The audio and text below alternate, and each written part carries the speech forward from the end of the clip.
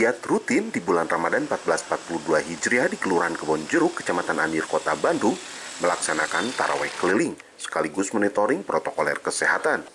Gugus Tugas Kelurahan Kebonjeruk menghimbau agar sholat tarawih mengikuti protokoler kesehatan. Selain itu, pelaksanaan pelayanan berjalan maksimal untuk masyarakat untuk dapat melayani masyarakat. Program kita yang menjelang pada bulan suci Ramadan ini, alhamdulillah kami sebelumnya sudah terjadwal bahwasanya kami di sini akan melakukan diantaranya tarawih keliling, terus tarawih keliling. Kedua, pembinaan yang setiap hari dilaksanakan adalah ke masyarakat melalui Satlimas, yaitu dari sisi pelayanan protokol kesehatan.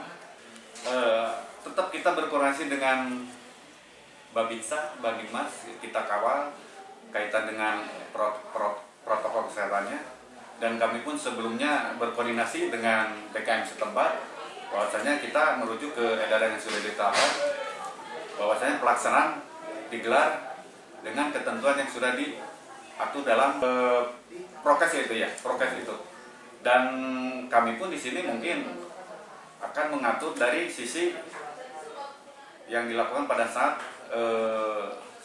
salat tarawih itu, Pak.